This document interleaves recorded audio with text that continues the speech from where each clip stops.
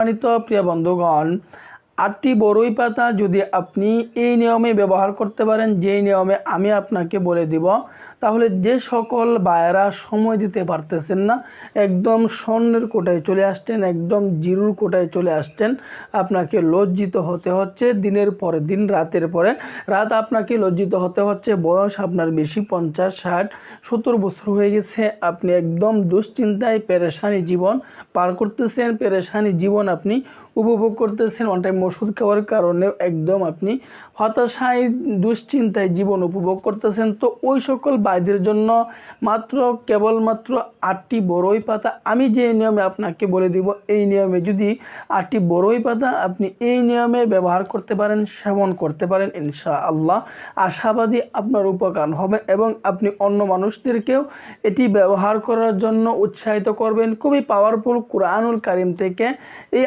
আমলটি আজকে আমি আপনাদেরকে শিখিয়ে দিব। শুরু থেকে শেষ পর্যন্ত ধৈর্য সহকারে দেখে থাকুন। আমি সাথে আছি মাওলানা সানাউল্লাহ। সম্মানিত প্রিয় বন্ধুগণ, আল্লাহ তাআলার উপর ইয়াকিন রেখে 8টি বড়ই পাতা আমরা কিভাবে ব্যবহার করব এই নিয়মটি আমি আপনাদেরকে বলে দিচ্ছি। 8টি বড়ই পাতা বড়ই গাছ সকলের বাড়িতে থাকে অথবা আপনারা চিনে থাকেন। তো যে জায়গায় এই বড়ই পাতাটি আপনারা গাছটিকে চিনে রাখবেন, চিনে রাখার পরে এই জায়গা থেকে একদম সুন্দর ক্লিন তরতাজা 8টি বড়ই পাতা আপনারা নিয়ে নেবেন। যখন 8টি বড়ই পাতা আপনারা নিয়ে নেবেন, নেওয়ার পরে এই 8টা বড়ই পাতাকে আপনারা পিষে 1 গ্লাস পরিমাণ পানির মধ্যে রাখবেন। 1 গ্লাস পরিমাণ পানির সাথে আপনারা মিশিয়ে দিবেন। তো আমি এটি কীভাবে আমলটি করতে হবে এই আমলটি আমি আপনাদেরকে বলে দিচ্ছি। তো এই আমলটি করতে হলে আমাদেরকে কুরআনুল কারীমের একটি আয়াত পাঠ করতে হবে। সেই আয়াতটি হচ্ছে পারা নং 3, পৃষ্ঠা নং হচ্ছে 1, যেটাকে আমরা আয়াতুল কুরসি নামে চিনে থাকি। তো এই আয়াতুল কুরসিটা আমাদেরকে পাঠ করতে হবে। তো কিভাবে পাঠ করতে হবে, আমি প্রথমবার আয়াতুল কুরসি পাঠ করব, ওই গ্লাসের মধ্যে ফু দিয়ে দিব।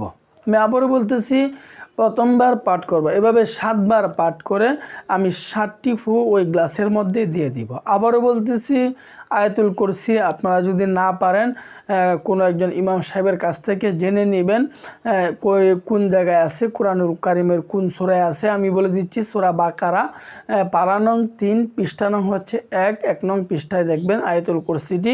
এই আয়াতুল কুরসিটি আপনারা 7 বার পাঠ করে 7টি ফু ওই গ্লাসের মধ্যে দিয়ে দিবেন। এর পরবর্তীতে আপনাদেরকে সূরা ইখলাস একবার পাঠ করতে হবে, একবার পাঠ করে ওই গ্লাসে ফু দিবেন।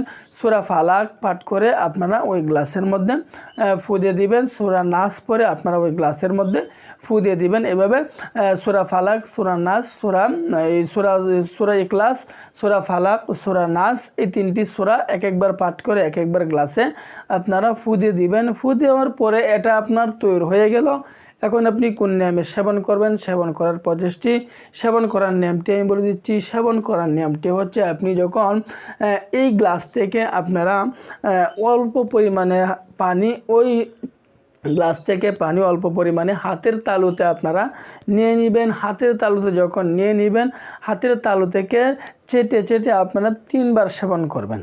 কয়বার সেবন করতে হবে, জিহ্বা দ্বারা চেটে আপনারা 3 বার সেবন করবেন।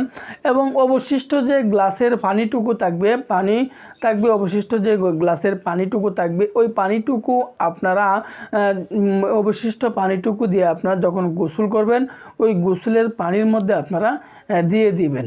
এভাবে যদি আপনি 7 দিন পর্যন্ত এই প্রচেষ্টি, এই নিয়মটি, এই আমলটি করতে পারেন, তাহলে ইনশাআল্লাহ আশাবাদী আপনার উপকার হবে এবং আপনি অন্য মানুষকেও এটি ব্যবহার করার জন্য উৎসাহিত করবেন। দেরি না করে আজকে থেকেই ট্রাই করা শুরু করে দেন।